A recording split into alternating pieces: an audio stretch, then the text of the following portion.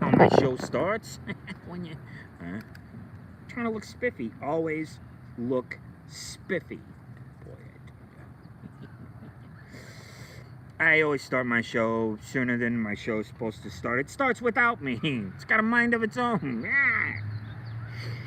All right, how am I looking? Well, powder. Oh, why? That's right. It's Saturday morning, just like when I was a kid. Oh, I love Saturday. I hated school, which is probably why I kept learning once I got out. Your education doesn't end in school. And when you hear these people talk at Yarvard and Hale, when you, they want legacy students. They want the students of students, of students, of students. Yeah. But what we're talking about today is that frequency. What is that? Right? I know a number of ladies, they don't even bother to date guys or anything for any substantial amount of time. Why? Because they can go online and get another date.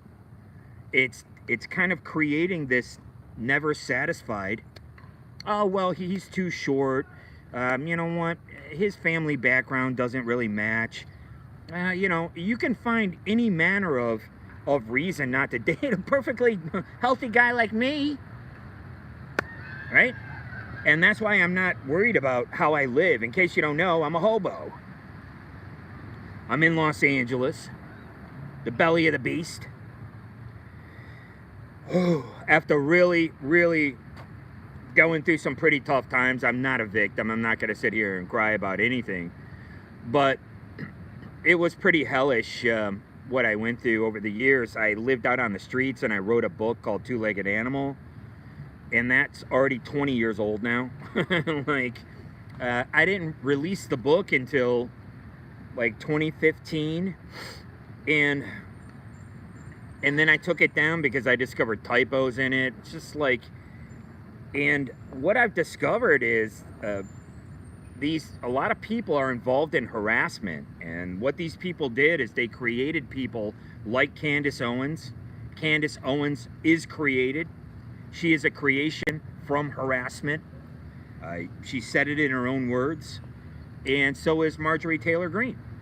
But the only difference is I know what's going on. I'm the only one who's willing to talk about this.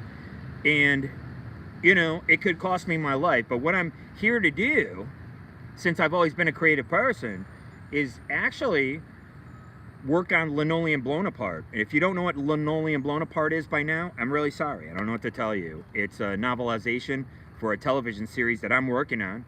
It's way more interesting than any other television series that's out there, and it has to be a television series, okay? And it would be great to go from Linoleum Blown Apart into Better Call Saul. Go right into Golden Years. Golden Years is a great idea. Of course, you need the Bowie song.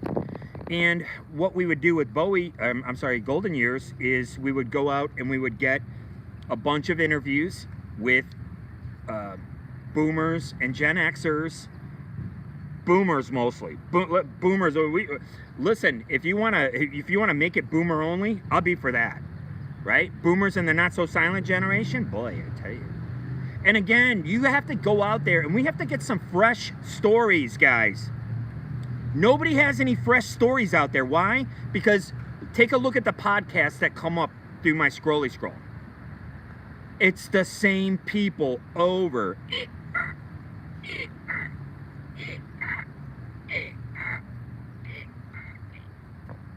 Over and over and over again. The same people. And it's really boring, guys.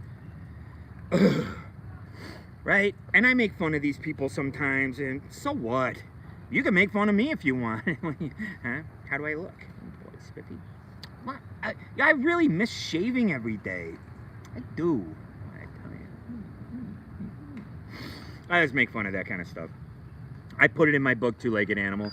About when I'm a kid, I'm feathering my hair like my sisters. I was just taking the mick out of how I grew up. You know, it was actually supposed to be funny. I don't know if it reads funny or not. I have no idea because nobody's giving me any feedback on it. all I'm getting is LARPed and targeted. I get people harassing me all the time. I don't have any money. I live off the EBT menu. I finally met some people here who are really nice. You know, I've been here, it'll be going on in December. By December, it'll be 2 years. So when I do something, I usually do it in 5-year intervals, and but now that I'm older, man, a lot of things are going wrong. The other day I woke up, it's like it felt like I had kidney stones or whatever. And then the next day, I'm fine. So, there's that. So, anyway, so like I said, I would go from Linoleum Blown Apart right into Golden Years. And what you would do is you go out and get a bunch of interviews with people. I met a guy, like I said, he worked with Uli Edel on Last Exit to Brooklyn. That was a really groundbreaking film for me. I think Uli Edel went to work with a lot of other people at that time. You know, he just kept working, you know, and that's Hubert Selby Jr. book. I used to read his books all the time. And when I was younger, I talk about projection a lot, and these people project a lot of things, and I talk about the Dasein, and I talk about care, okay? Because these are the impulses that a lot of philosophers talk about and they struggle with. And when I was in high school, this girl I had a crush on, she's like, hey, do you like that song Walk on the Wild Side? And she was talking about me. She said, you know, it says pluck your eyebrows and then he was a she, because that's the look that I had. I had this androgynous look as well when I worked at Harmony House Records, and we had pierced ears. Now everybody has pierced ears.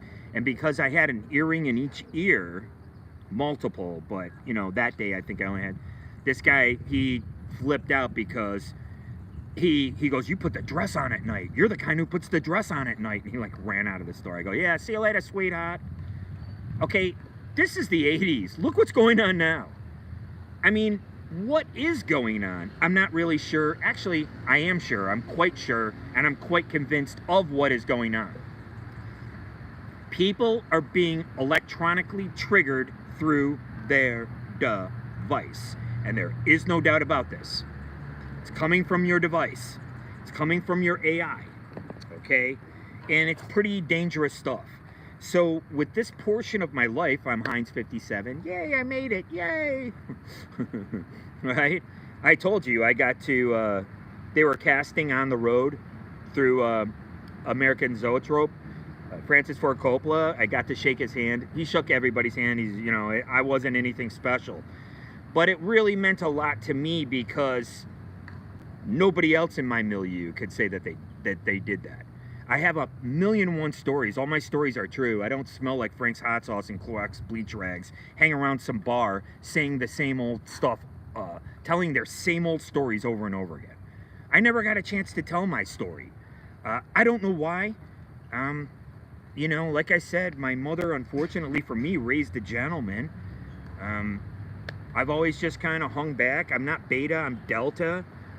When you need somebody to step up, I always step up. I'm a worker, I'm very working class. I always looked at what I did like a job, like everything, like writing a song. If you come from the punk mock, yeah, I was a punk mocker. If you come from this punk rock milieu, good morning. We got a watcher down there. You know that you're not going to, like, you know that you're not ever going to be the Misfits or Danzig. You know that, but you play anyway. You keep playing. You understand? Being the biggest band in the world was never an option. That was the entire point. And I use John Lydon as one of the thumbnails on there. He's like, yeah, we wanted other people to start bands. We're trying to inspire people. And that's why I was really inspired. And that's why still to this day, I get cheese on my grits about this milieu in Detroit. Again, I keep calling them Fed rats, but what they are, they're lab mice. They really truly are lab mice. And you are a lab mouse. Mises, more than one. You're lab mises if you accept everything that's coming to you. And this is It appears as though that's where we are in this Neuralink future. And with this, I can't even call it a neurological shock collar because that gives it a little bit too much credit.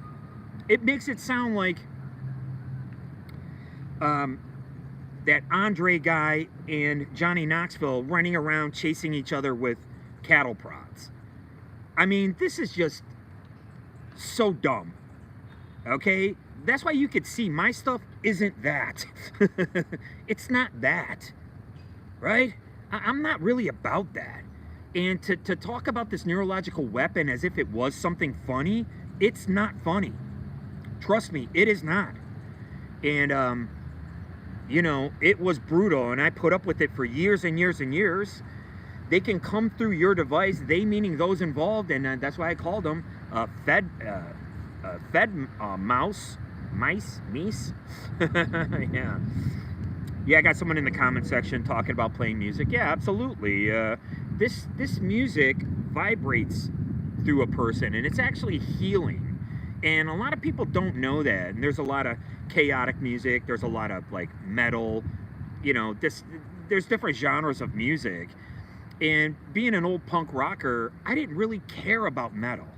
You take a look at a band like Nirvana, and the template for what I'm writing, which is called Linoleum Blown Apart, I come on here and I pitch this idea every single day. It's not the only idea I have.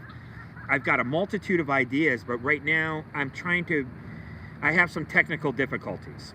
And so I have to be able to adapt. And that's part of the Darwinian model for all you Darwinists out there. Darwinian is the ability to adapt. That's what it is. You have to adapt to your surroundings. And I've always done that because I've always gotten up and I've moved. And yeah, it's been pretty brutal for me. Like I said, I went out into the world, and what I realized was that everyone was a lab mouse. Now, I'm not going to sit here and call people NPCs and bobbleheads, because you really are dehumanizing these people. And you can see, as soon as I brought that up, what came up in your clicky, clicky, swipey, swipey, scrolly, scrolly, likey, likey? The fact that people were acting like NPCs now. They were acting like NPCs for money. Right? They get money. Now, again, I talk about money online. You can't do things for money. And once you do, say you get a viral video and you get like $5,000 or $10,000. I got $20,000 from COVID. Where is it? Where is it? No, seriously, where is it? I'd like to know. Yeah, man, that money goes. And so when you get this viral video, now you're chasing another viral video.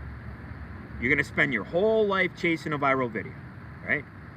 And again, I'm not really about that. What I was able to do when I came out of this coma, what happened was they were using this neurological weapon, right? And it was really damaging. It was nervous system damaging. And my wife was involved in it, and people, these lab mice, they were coming through the Facebook app and the Instagram. I don't have Instagram on my phone, and I never will. And I think maybe what's happening is they are destroying Twitter. I don't know. They, meaning it's being destroyed. I don't know, you know, like, and by the way, I can back anything that I bring up. I'll talk about it to anyone. And I think part of the problem is that people aren't willing to go on each other's shows and talk to each other.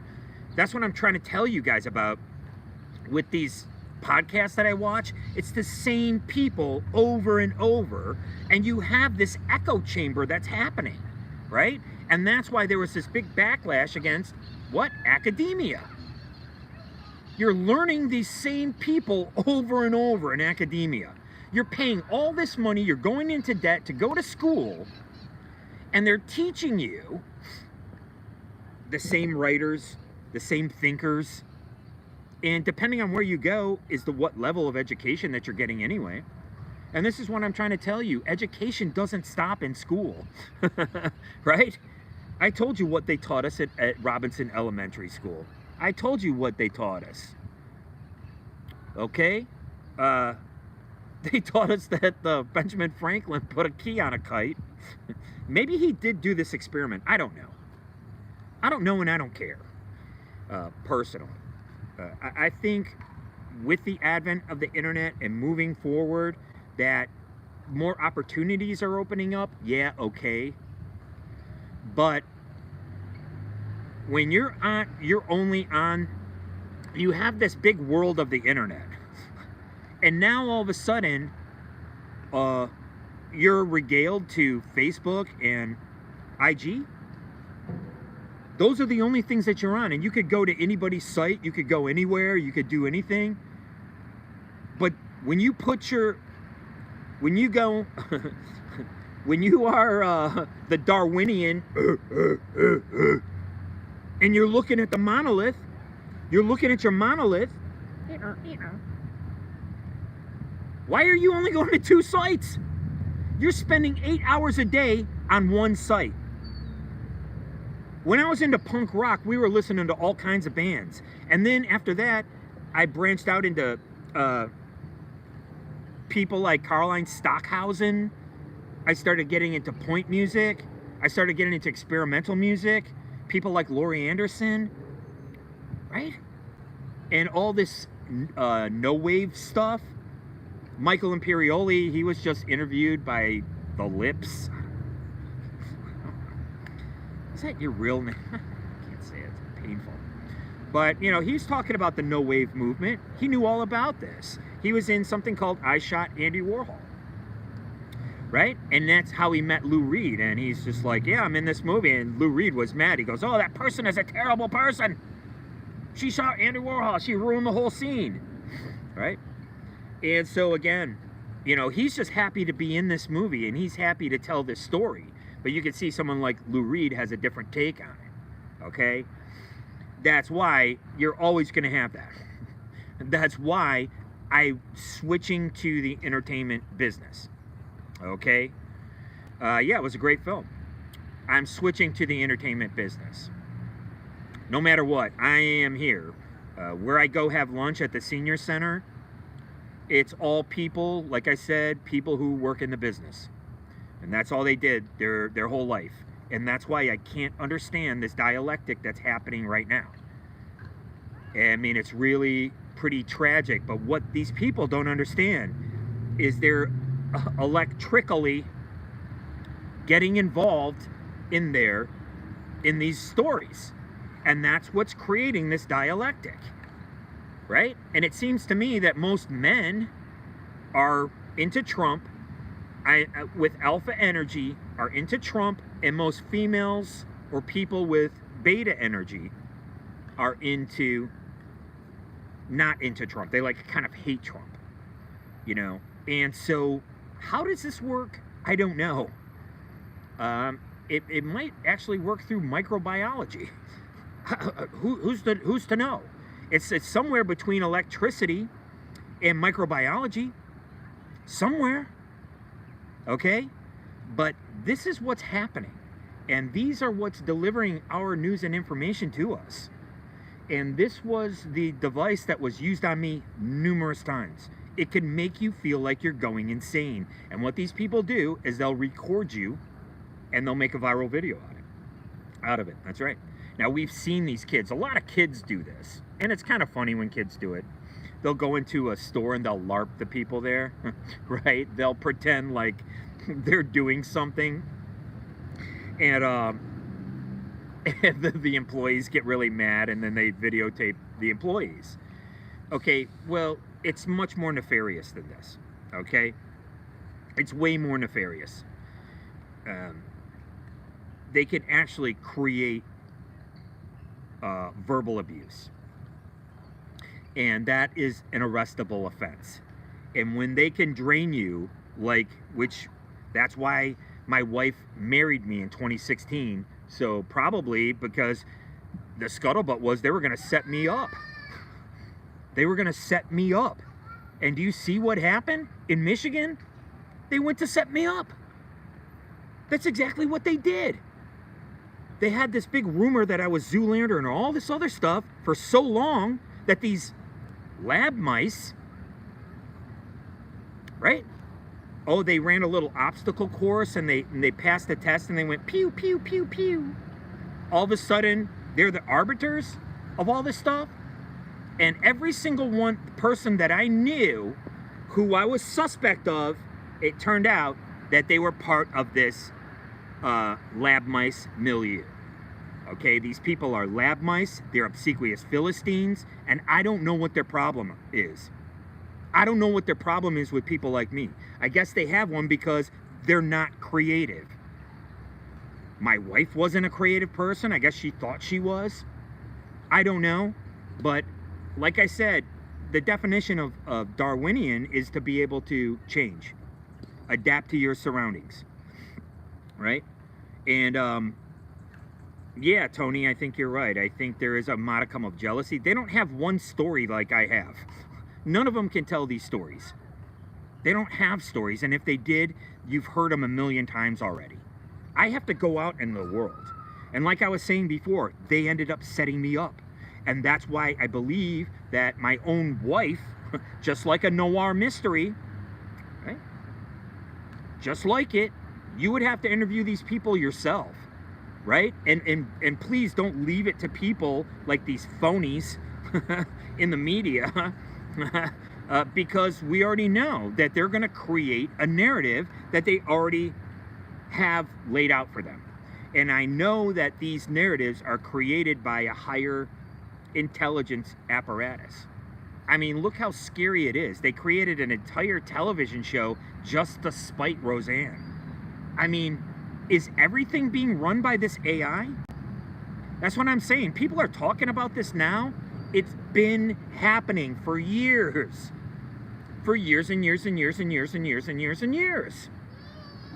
They talk about cow farts. I'm not kidding. They talk about cow farts. But yet they pump billions of pounds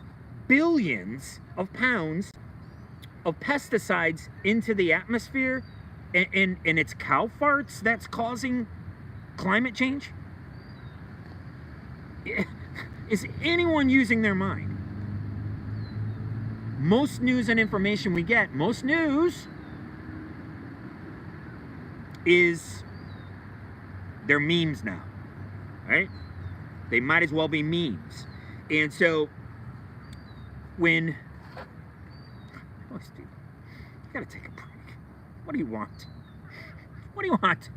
I'm a homeless guy doing a show from a park every single day, pitching my idea, because my idea is better than most, trust me. Okay?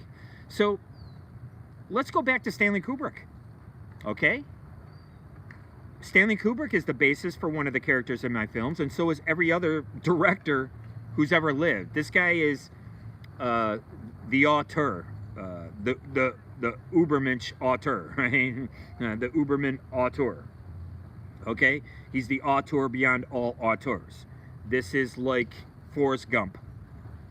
Okay? Where he exists in this world that we live in with Stanley Kubrick and Roman Polanski, because here on this show, we talk about the art and we don't judge the artist. People are fallible, right? I say that we're all poo-flinging monkeys. That's what Stanley Kubrick showed. That's what they teach in the school. But we all know that we don't live in cities that's created by Lucy's. I had to go to Harlem to get Lucy's, and there was only Newports. So usually I like jumping around a little bit. It makes it interesting. It makes it easier, or it makes it more fun. And it stimulates people's imaginations. And that's what this show is about. This show is about many, many, many, many, many, many things. Okay?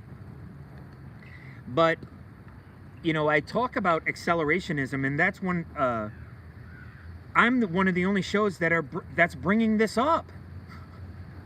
I mean, like I said, it's so cringe. I can't even watch these other shows. Like, I put them on for about 5 minutes, and like, Legion of Skanks and Andrew Schultz and people like this. I mean, they're just like I said. I was talking yesterday with the Schizophrenic Future. Like now, all of a sudden, Andrew Schultz can take the mick out of the CDC and the ouchie, where it's like I can't even talk about this on my show without getting shadow banned. But yet he can like, hey, we can talk about it here, and now it's a big joke. And look how much time went by. Only a couple of years went by. And they're making films about newspaper stories that have only just come out 2 or 3 years ago, like the GameStop. Right? I read a book called The New Thing. Everybody wants the new thing. And that's what we're all about here. I'm writing Linoleum Blown Apart. You will see this television series get made. It's the greatest idea probably since Breaking Bad. Because it's going to have music. And don't ever forget that the gerbil from Farmington Hills, Michigan stole one of my songs. Why?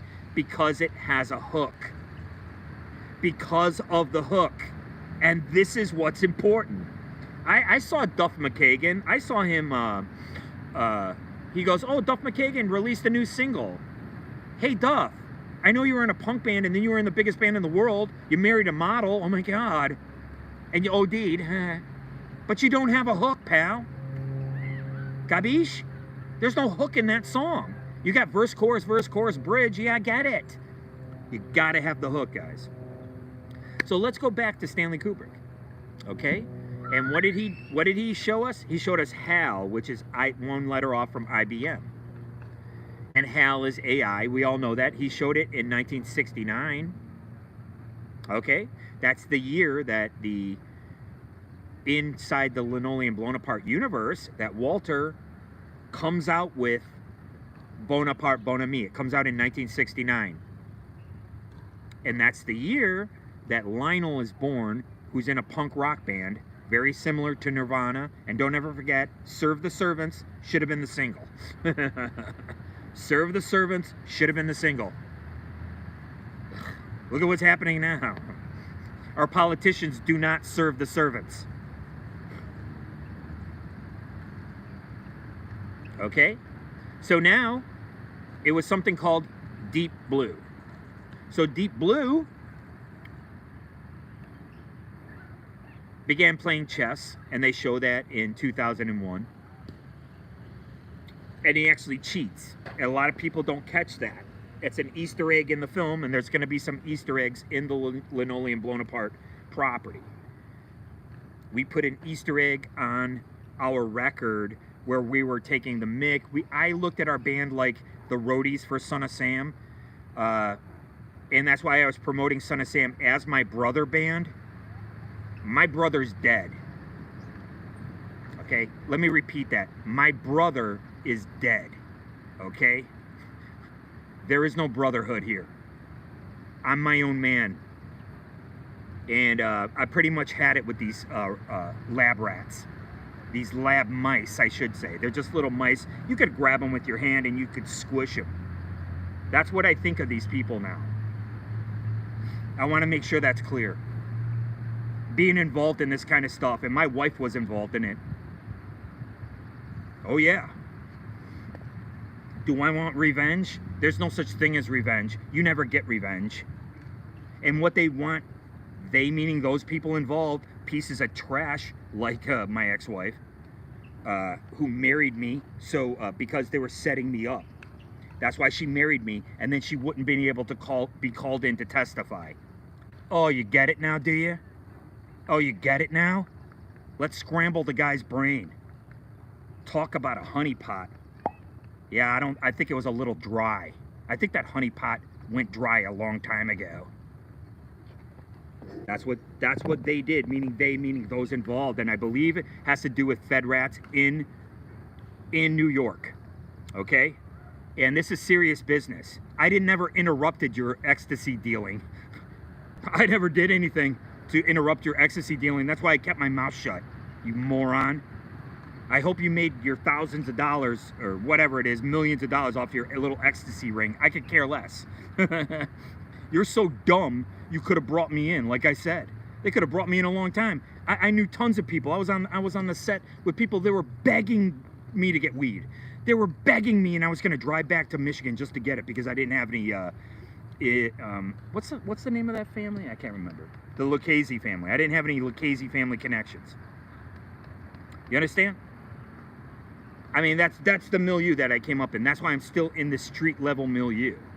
And I need to move up and out of it because my ideas are superior. My ideas they don't come from trauma. They come from a lifetime of experience.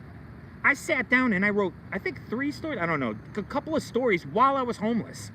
I wrote those things right at the library, eating off the EBT menu, eating unhealthy food. You can see, it's just early in the morning. I'm like, still tired. But at least I went and got some coffee. It's mostly sugar. It's mostly sugar and artificial milk. I don't know. Ugh. You know what I would do? I would take, just as an aside, I would take cold brew and mix it with the other one, the one I usually get, the caramel. I would mix those two. That way I have some cold brew. Like, ugh. I gotta get supercharged. Yeah, I love coffee. Man, I just can't get enough of it. So, you have Hal. You have coffee. Just like the stain on my teeth. You have Hal, and then you have the chess player. Hal cheats at chess. In 2001, you have to stop the film, and you have to see what Hal tells Bishop to knight 6 or whatever they do. I try to study it as much as I can. I just don't have time because I'm working on Linoleum Blown Apart. And then you have the chess player coming out and playing chess in real life. AI playing chess. Now let's jump ahead a little bit. Then you have AI, Deep Blue. That's why I call it Media Deep Blue. You have Deep Blue playing Jeopardy. Okay? Yeah, it's great to see you. Okay, you have Deep Blue playing Jeopardy. Yep, take care, brother. Right? And now let's skip ahead. Now we have Bloomberg. I dated a girl who worked for Bloomberg before he was mayor. I didn't know she was cheating on her husband, and her husband knocked me out cold at the Double Down in Las Vegas. Who has stories like this? Nobody has stories like this, man. I got a story about everything. So now you have the ticker, right? You got news and information coming at you at real time, and then you have these office computers. And so when somebody files a lawsuit on the other side of the world, well, that news and information goes online, right? And so since it's open source, they're able to take this information and they can say, whoa, a baseball player, you know this guy's name? He's getting a divorce. Look at this divorce he's getting. Let's put this in the news. And so basically they've been hacking it the whole time. This entire nexus has been hackable.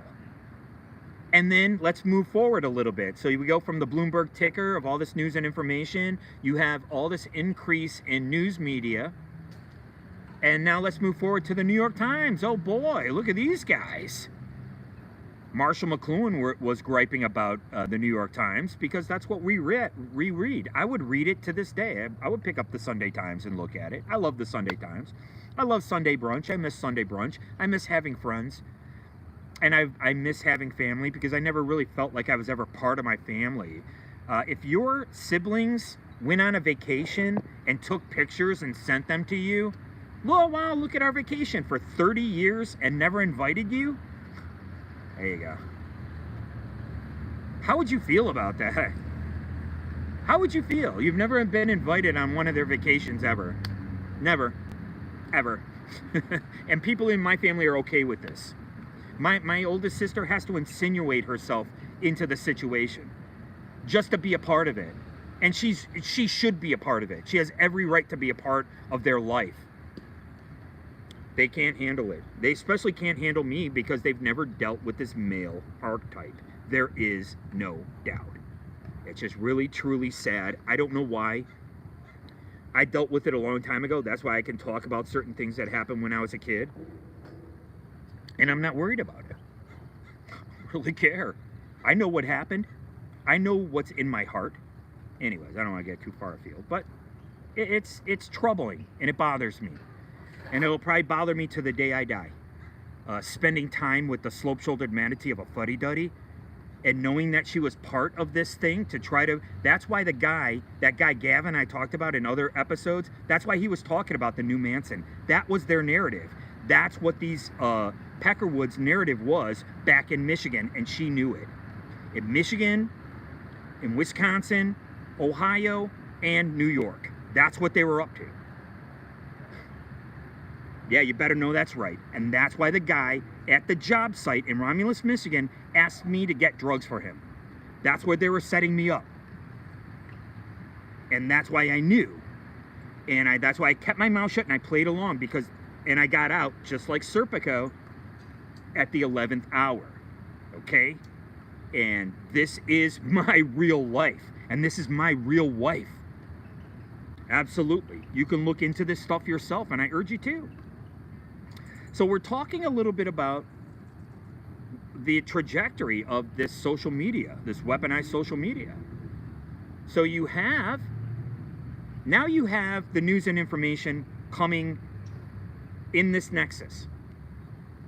From the 1970s, or from the 1980s into the 1990s, like I said, the BC era before computers. That's it. You know, I don't really consider the BC era to be over until when? 2001. 2001, A Space Oddity, and 2001, a 9/11 tragedy. Okay? I mean, it's right in front of our face. It is right in front of your face. It is like Don Lemon and Tucker Carlson being fired on the same day. Fake racism right in your face. Anything to create a dialectic. Anything to drag people apart. The fact is, when you talk to people, you actually come together. If you're living orthogonally, you're going to believe this narrative. I already told you there was some lousy MSNBC, I don't know, CNN mouthpiece. She said the same thing as a former friend of mine. They were afraid to leave their house because they felt everybody outside was a Trump supporter. This is neurological damage. Will it ever be litigicized? That's a word. I don't know. We live in a litigious society. I don't know. It's not up to me. If someone wants to sue somebody on my behalf and break me off a piece of that cash, of course, please do so. But I'm telling you right now, they were setting me up in Michigan and New York, and my wife was a part of it. I'll state that till the day that I die. And that's why I'm not worried about it. What these people do is they on the ground harass you, and the minute you lose it and you get angry, here they go. They're going to record you and they're going to put it online. Well, guess what? They actually have a weapon that could cause your behavior to change. And everybody knows it, and I'm the only one talking about it. So now you have, what's it called? Scripps Media or something like that. There's a very popular video clip of all the talking heads, Scripps Howard or whatever it is, all the talking heads on all the channels all saying the same thing, right? Because they're all getting fed.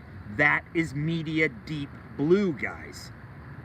This is all AI. It's always been AI. Any problem that they're going to have, that's why they introduced it into the nomenclature in our culture right now. They're going to blame it on AI. Oh, it was AI this, it was AI that, it was AI this, it was AI that. You're going to hear it all the time.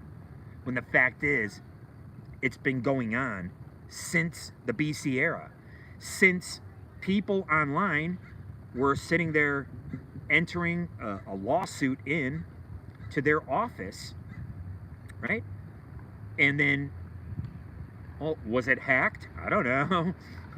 They're looking for key names of people of renown. Like I said, take a look at the New York Times, guys. Take a look at your bottomless mimosas. I love bottomless mimosas. That's how I show up. to brunch. I miss brunch. I miss having friends. I really do. It all became WikiLeaks. I always make fun of Kid Rock. Oh, I'm sorry, Bob. I always make fun of Kid Rock, and it's not because he's a Republican or whatever. It's just because this rap rock came in, and like it, you know, I don't know. I'm really not into it. But okay, so, and look at Julian Assange. They both dated the same chick, Pamela Anderson. I'd love to see Kid Rock and Julian Assange sit down and have a conversation. Do you think that'll ever happen? Why is Pamela Anderson dating Kid Rock and Julian Assange? What? What is going on? What kind of world do we live in? Well, the fact is, the whole Julian Assange thing, I'll call bollocks on it. Okay, number one, what WikiLeaks was doing, they weren't leaking anything, guys. They were actually, the New York Times got rid of a bunch of people. Why? Because they were using WikiLeaks to write the stories. WikiLeaks was writing the stories for them. They didn't have to do anything. Do you understand this? And this is part of the nexus. This is part of the web. This is part of Media Deep Blue. I got to pick my nose up. I got a loosey-goosey one in there. Okay? Right? And that's what...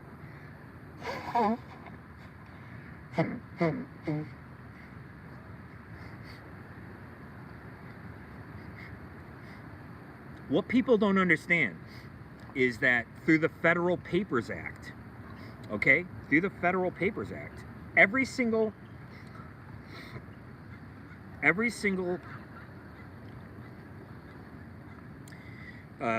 email that comes from any elected official belongs to the people automatically. We don't need WikiLeaks to steal it. Oh, they hacked it. Oh my God, it's WikiLeaks. It's Wiki. And I already proved to you. Well, I didn't prove to you yet. I don't have the name of the site. But there was a site who early on worked with Julian Assange. And then they never really went together. This guy does the same thing as Julian Assange. And nobody ever attacks him or takes his site down or any kind of, like, you know, game being run on him. He shows you the stuff from DARPA, and he shows you that they have drones the size of bees. He shows them to you, right? Because he goes in and he kind of hacks this stuff. But it's, listen, if you're on the internet, you're going to be hacked. That's why I never said anything to an African American and a white guy who were both part of this LARPing through Facebook. I never said anything to them. I knew what they were up to, but what do I care about these people? I'm busy, man. But I never thought it was going to lead to my wife and to federal charges and to this thing that this phony pulled. Again, all coming through what? Through Facebook. Facebook Fed Rats. Facebook Fed Rats. And they feel that they can get me to commit a crime, and that's what they're trying to do, and they still are. Like, non-stop.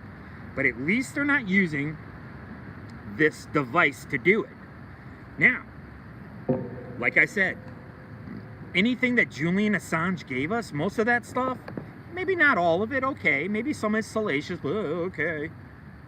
That is stuff that belongs to the American people anyways. So why do they have to frame it like, he hacked it and he stole it for us? He's a hero, yay! Right?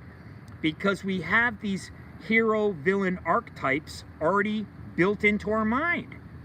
Like I said, I'm the male archetype in my family. You know what? My memory of a male archetype is something that I actually did and I felt really bad about. And then what happened? I became my father. I started doing construction, driving in a pickup truck, drinking beer, smoking cigarettes, and trying to be a womanizer. But the only difference was I got to play a show with Marky Ramone. My dad didn't have any talent. I have talent. Okay? I could create, I could write, You take everything away from me, I'll find something else to do, because I'm just naturally a creative person. It doesn't have anything to do with a traumatic childhood. Some people actually believe that it does. Take a look at, that's how much sun I got. Some people actually believe that it has to do with a traumatic childhood. I don't know. I don't really necessarily believe that at all. Okay? But the gerbil from Farmington Hills, Michigan wouldn't have stole my song unless it had a hook. And that's what I'm able to find. Oh, sorry, guys. Thought I took care of that. Right? I got a loosey-goosey. Right? I'm able to do this. Okay? And so I have the songs, and the songs that are written were written in the 1980s and in the early double aughts, okay? And so this time span of the band, we all know, is going to take place over 10 years, from the age of 17 until the 27 club. And if we get 5 seasons, that's on the third, we're going to we're going to lose Walter, and we're going to create this other character like Gordon Parks, or I like Van Peebles. Okay? Mario. Okay? We're going to introduce this Mario character. And then he's been working with Walter on what? What's Walter's last film? Bonaparte, Bon Ami. What's the one before that? It's called A Clear Dust Jacket. It's about a haunted book. And this book is probably written by his wife. Okay? So, now we're going back in time. You guys have to know what's going on here a little bit. I always go over it. This is going to be an epic television program. It's a series, and it's way more interesting than anything that's out right now. And I don't care. I can work on this thing till the cows come home. I can go over every single plot point in it. I pitch this to you guys every single day. People who know me, or people who know that I'm here, they know what I'm working on. And all they're going to do is smack talk me. I don't care. I can barely survive. I'm being hassled on the streets for months and months. I couldn't even eat. I had nothing to eat. My car was broken down and sabotaged. I probably have to sleep outside. Man, I feel like crying right now, man. It's really tough. And I'm at my age, 57 years old, and I'm willing to come and do this? Yeah, you bet your bippy. You can bet you're a sweet bippy. What a lot of people don't understand is a lot of things that I did for my book, Two-Legged Animal. I never thought I was getting away with anything. I told you, when I was looking for change, I knew that obviously I'm on camera. Obviously, I'm like, oh my God, what do you think? I didn't care. I didn't care if I got arrested. Didn't care if I died. I don't care. That's how I approach my book, and that's how I approach my life. You got to put everything into it. I stand by every word that I wrote in that book. Okay? And when I'm looking for spare change in the casinos, it was like the same thing I did when I was a child. And I took change from my father's pants when he came home drunk. Chased my mother out of the house. My mother would stay across the street. And then, of course, that guy's wife and daughter start hating my mother for it. They start resenting her. Of course, you can't do this. Who are these people coming into our neighborhood? Look at them. Look at their skin color. Who are these people? Are they American Indians? Or are they splibs? Or whatever a rude comment that you want to make. Ew. They sure as hell didn't make them to my sisters. They made them to me. My sisters they only ostracize one sister, but they all get together and they have all this great time together. They spend time together as a family. Who do they ostracize? They ostracize me. And you did it for the last time. You don't have that choice again. It's the same thing with people who are in my band. You don't get the pleasure of my company anymore. And I know you can make jokes about it. You can make jokes about it all you want to. You don't get that privilege of my kith and my kinship ever again. Not once, not one day. You can only get it through my show. This show right here, The Grievance Gordy Show. I come on here for an hour every single day. I live in the streets. That's how much I know my project is better than anybody else's. I already know it. Why? Because I grew up watching television since I was a little kid. I started studying it. Why? Because I didn't have a dad. I've never shot a gun. Never. I've never shot a gun. I've never caught a fish. And I never carried a knife or a weapon. Ever. Never. Never. Never. I never did these things with my dad. I was running the streets, and when it came time to be into something, I picked up my guitar. And I was so afraid after getting hit by a car and being molested and being hit by my mother and humiliated that, again, I consider myself a fetishist. Okay? There's nothing wrong with that. Not in the John Waters 1970s Detroit that I grew up in. 1980s Detroit. I don't know what people's problems are now. I think I know that it's neurologically based and it's based on social media. People have lost their minds. Not me. And I went to behavioral health. Right? I've been to behavioral health. Okay? But I know for a fact that people have lost their minds. How? Through their device. They're getting neurologically triggered.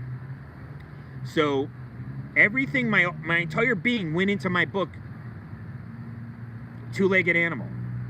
I don't care. I don't care about that book. I've moved on. That's like me trying to write the Linoleum Blown Apart sessions and somebody coming in trying to think that we're going to get the grievance committee back together. It's over, pal. It's over. You got to move on. And what did I do?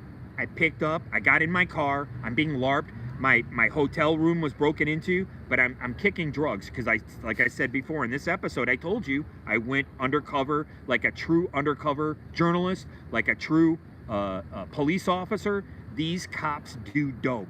Don't think that they don't. Don't think that they don't. That's what kind of world you live in.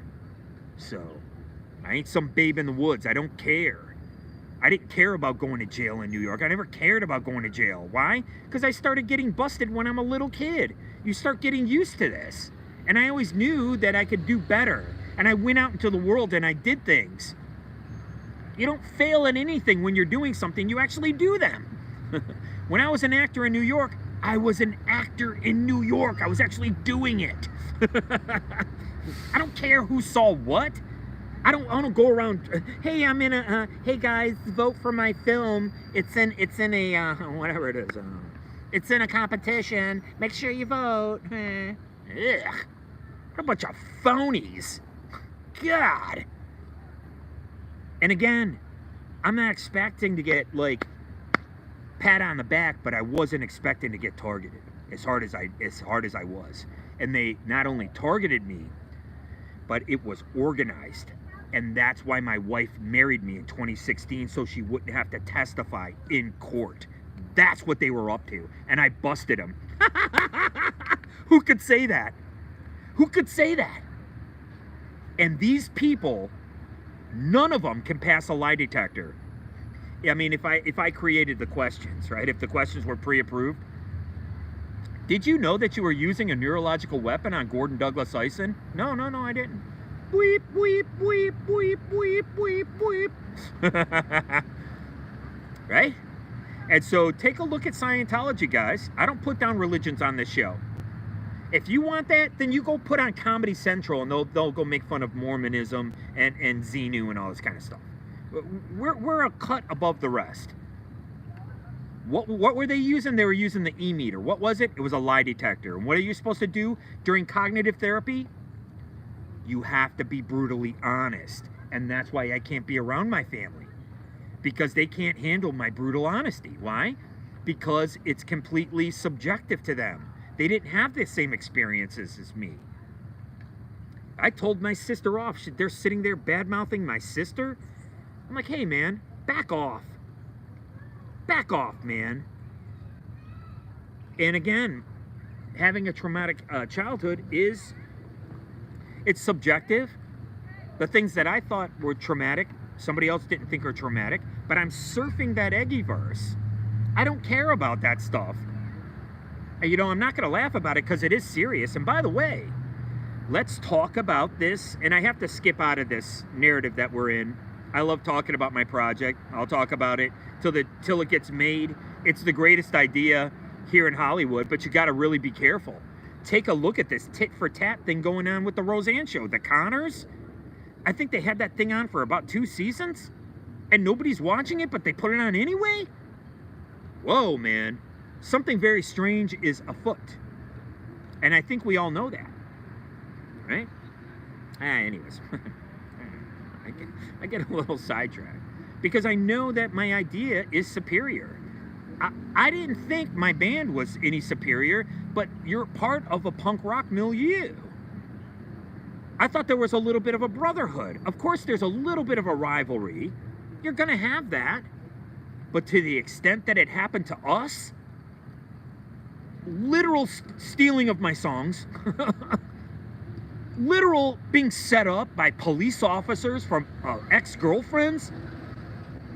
This is insane, man. This is insane. Nothing like that has ever happened to anybody, and that's why they were setting me up to go to some kind of trial for something that I didn't do, and my wife was involved.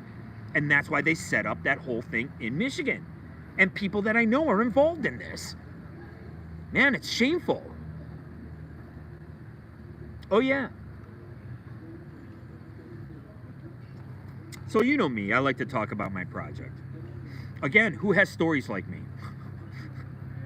I was literally in the same room as Tom Cruise and Nicole Kidman.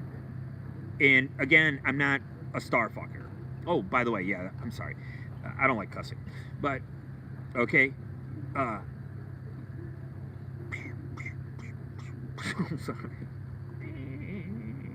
Trying to stay on track here. Right? Because that's how this was created. That's how Linoleum Blown Apart was created. I said I came out here to LA and all I had was I, Son. That's what you're watching now. Excuse me. You can take all my episodes and they have to be edited. And you pull out the stuff where I'm talking about my real life, and then you pull out the stuff where I'm talking about Linoleum Blown Apart. Okay? So, and you go from Linoleum Blown Apart into Golden Years immediately. These 2 shows can start right away. I mean, there is no doubt. And what else are you going to have besides an opera than a show? When I went to New York and I was working as a small-time actor and I was working, I did a scene from John Moran's A Manson Family Opera. I actually did a scene from that. I did a scene from Short Eyes. I think it's in my book, Two-Legged Animal. I can't really say I'm proud of my book. It just spilled out. It just fell out of me. I can't say I'm proud of my songs. They just spilled out of me. And I struggle to understand where they come from. And I understand it's 1,000 hours or 10,000 hours of rehearsal. I get that. Right? Now, don't forget, you have to go back to 1990s. We were going to change our band to just The Committee. It was a lot of work, guys. And I'm losing interest little by little by little. Playing show after show after show after show. Nobody's showing up. Nobody's showing up. Nobody's showing up. We're not part of the scene. And then, like I said, I go back there 30 years later and it's the same thing. Oh my God, who has the biggest punk single? Ugh. Like, what? That's what they were doing. They were setting me up, and there is no doubt. Who else has stories like these? And so in the 1990s, I'm writing these songs, and look at them now. These songs are going into my property, and because the gerbil from Farmington Hills, Michigan, stole one of the songs and sold it to Fox Sports News, you just admitted that my songs are superior to yours and that you had to steal one of my songs in order to do it. Right? You admitted it. So every day I come on here, I talk about Linoleum Blown Apart. Today's no exception. I pitch this idea every day because I need food and I need shelter and I have to have a place to work, man. I mean, what do I got to do? Type this thing up outside? It's looking like I do. And that's really tough after everything that I've been through. And if I got to do it, I'll do it. I'll just keep going, man. It's going to take me 2 years anyways. Right? So you have the life of Lionel. And you have to have these kids who are into something. And they can't be into other bands. I mean, then you would have to have the other bands showing up. That's for the property that's known as Golden Years. Every episode of Golden Years is going to be one of these rock and roll bands showing up. You're going to have the 2 lead characters. You always have 2 or 3 lead characters, right? It's like a sitcom. It's just whatever it is. It's a show. And you have them going out, right? This guy's always looking to jam with somebody. He's like 60, 70 years old. And his wife, they never been married, but they've always lived together. She's a stripper. He's a musician. He's a rock star, like Slash, right? Or like Duff McKagan, right? Marrying a stripper. Oh, I mean a model, right? Oh yeah, let me talk just a second a little bit, because I do love these properties and they're far superior than anybody else. And yes, Golden Years, the guys, and he goes and knocks on a door, and every time, just like in Batman, where Batman is climbing up the building, the original Batman, of course, Adam West, and people would come through the window while he's climbing up the side of the building. It's like that. And so in Golden Years, he's always looking for someone to jam with. And so he'll go around, and every episode is a different person. Like sometimes Slash would show up, sometimes people from Aerosmith show up, sometimes people from, who cares? I mean, I don't know the bands. I mean, you would have to get somebody from Deep Purple, someone from Black Sabbath. You understand? And that's how you reintroduce these bands in. And when he shows up, they're gonna jam together. They will play live. That's the whole point. Who's that other guy I really like? Michael DeBar. Michael DeBar, you never see him anymore. Nobody knows who he is. You have all these really arcane rock and roll guys, right? And you could keep this show going. It could go, look how many bands are out there. You could go through the classic rock. You could work your way into some of the soul and R&B guys coming in. You can go into rap. You can go into hard rock. You can go into anything. The possibilities are endless here. But that's the property that's after Linoleum Blown Apart. Okay? Linoleum Blown Apart is the main property. My songs have the hooks. You have to use some of my songs because my songs have to be in it. Take a look at Daisy and the Six. How many songs did they really have? At this point in time, AI is writing a lot of songs. And part of the promotion for Linoleum Blown Apart could be that these are original songs from this piece of crap guy from the 1980s. And you could use me, because that's what the media is going to do anyways. Media Deep Blue. Ugh. They're going to ostracize me anyways. Hey, who is this guy? We should cancel this guy. Should we cancel him? I don't know. That's for somebody else to decide. That's for a publicist to decide, right? That's for these idiots. I don't mean idiots, but whatever they are. That's somebody else. That's not what I do, okay? And so that's why I created Linoleum Blown Apart, and I created it when right when I lost my job and I was able to just go get an office and I could think and I could breathe and I could relax. That's why the last time I got rousted by the cops, I'm like, okay, what do you want? You want my ID? Sure, here it is. What do you want? Fucking care. Like, whatever, dude. You ain't making me nervous. I could care less. My mom was a cop. I was more afraid of my mom than I am of you.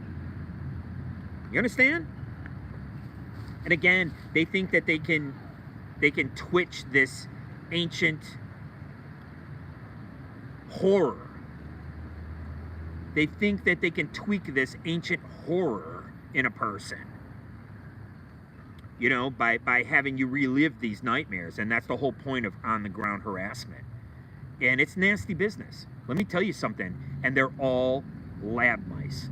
They're all reporting back to their cousins or their uncles or their brothers, and then they tell a cop, and then they tell someone in the FBI, and that's how it works.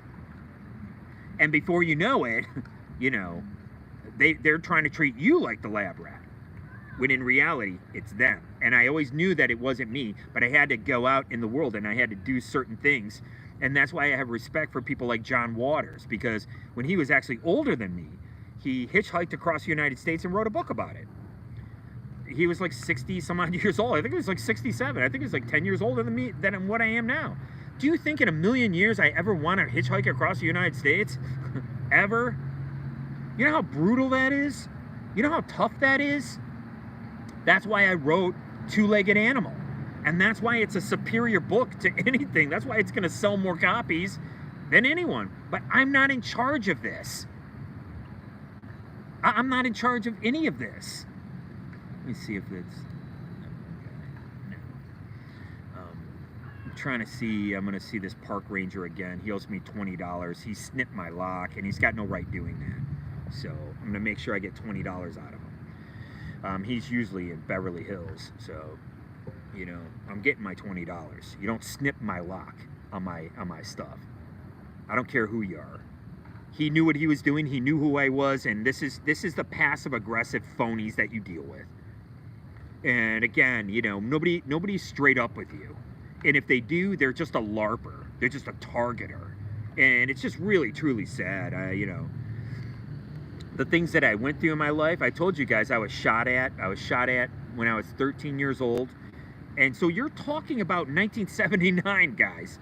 I was shot at in 1979, not like these kids are today, where it's like, it's almost normal to be shot at. Like, you know, I'm sorry, it just is, right? You hear about this stuff all the time. From my understanding is Twitter's like the Wild Wild West. They're showing all kinds of crazy stuff on Twitter now. And that's not my business. That's not why I'm here. But I do understand this neurological weapon, and you guys should understand it too. And understand that it's not just something that can make you bark at the moon, and they've been using this on me for 10 years. It can also make you feel amorous, and they did that to me down in Florida, and it makes you want to die. You don't know what's going on. So when I'm in Las Vegas, and I wrote a little bit about it. I got a chapter called Queer Bait and Tackle, where I take on a bear trap. And then there's one called A Kind of Okay Looking Babe, where I take on a honey trap. Okay, this was in the Mirage Hotel. Okay, I mean, if you don't know that you're being set up, I mean, give me a break. Of course I knew that I was being set up. You know it. You can see it. It's like, it's so obvious. Right? But what they expected me to do? Run? I wasn't going to run. How else am I going to get stories to write about? Now what I write is fiction, because I know my fiction is actually superior. I actually know my fiction is superior. I'm not worried about it. Right?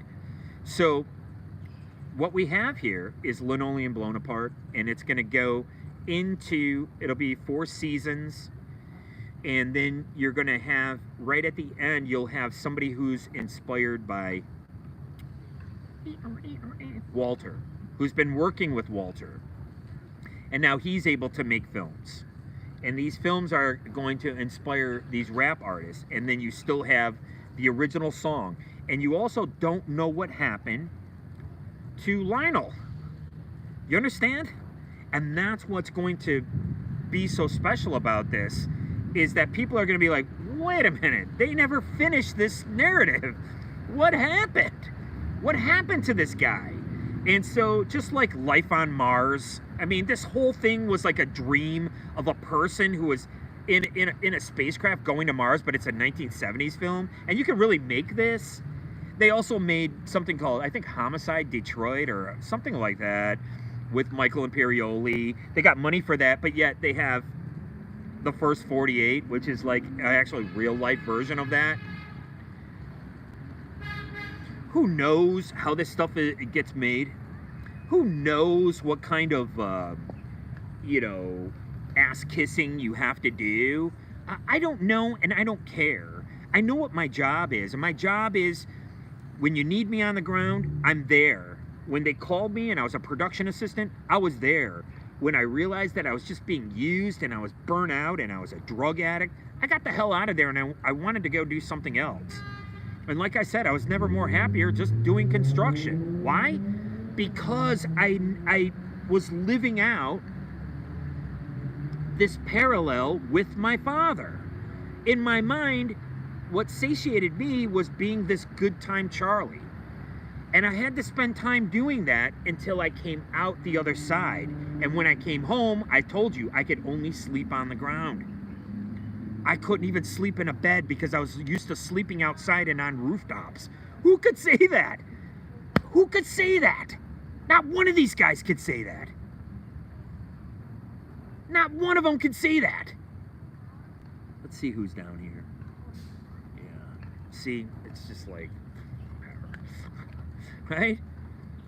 So, we're going to push it. We're at the 70 minutes. I got to get rolling here because the sun is coming through. Also, people come to the park around this time, and I don't want to be yelling and shouting. But I do get in a heightened state, you know, a little bit. And that's what's dangerous. Hey, how's it going? Thank you very much for subbing to my channel. I really appreciate it. Thank you very much. I'm trying to spread the news. I talk about things on this channel that nobody else talks about. I talk about accelerationism. I talk about a neurological weapon that's being issued to police departments. They've had it for over a decade. It's been used on me. I also talk about my property, Linoleum Blown Apart, which is a better idea for a television show than Ed Burns and the Archies and all this other kind of stuff.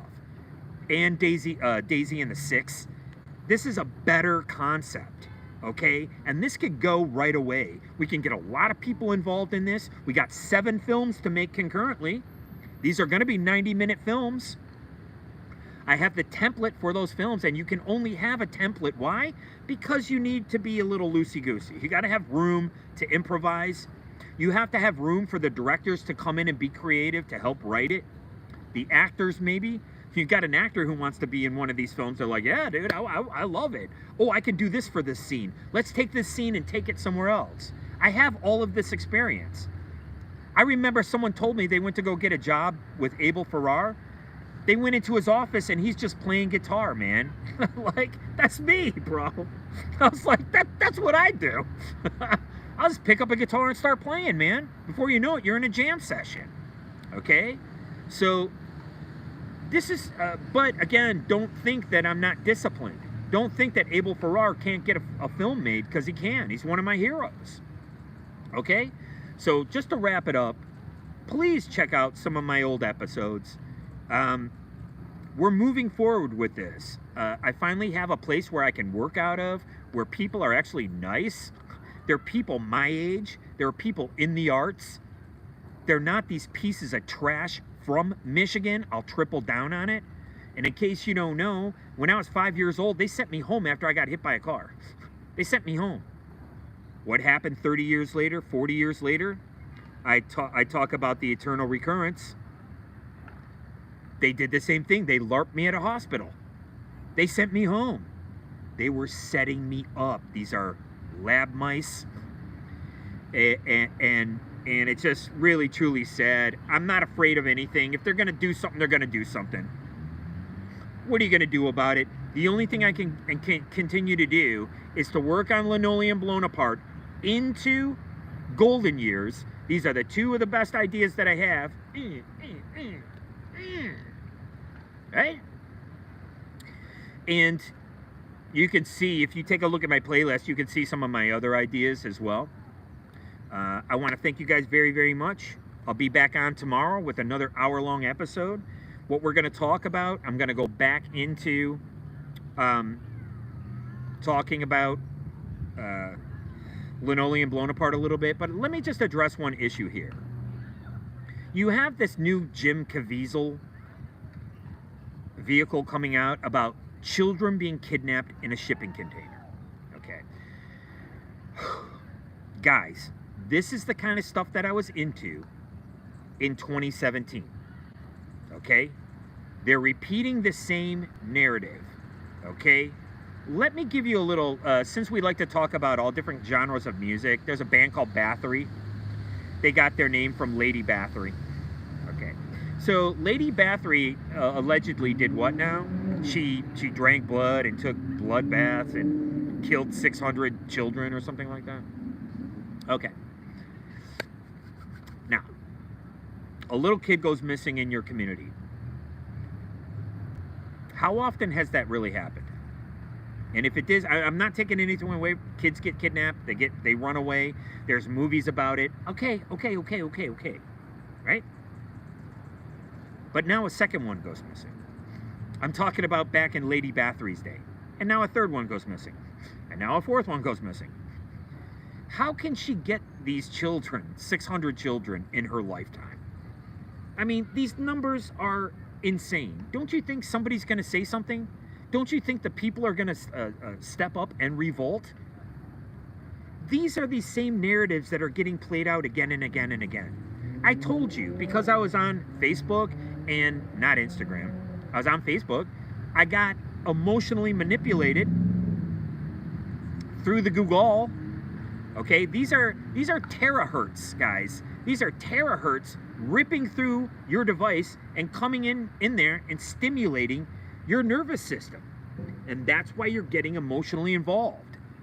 And that's the same narrative that they had in 2017. They said that children were being kidnapped. Children were being hurt. You understand? And then, like I said, people on the left were getting one bit of information, right? And then people on the right were getting different information. Do you see what I'm saying here? This is part of the schizophrenic future. This is the kind of stuff that we talk about on the show. And I don't necessarily believe that a shipping container full of kids even exists. I don't know. What if the CIA agent involved in this is being LARPed? So he has a narrative to tell. I have a lot more stories like this.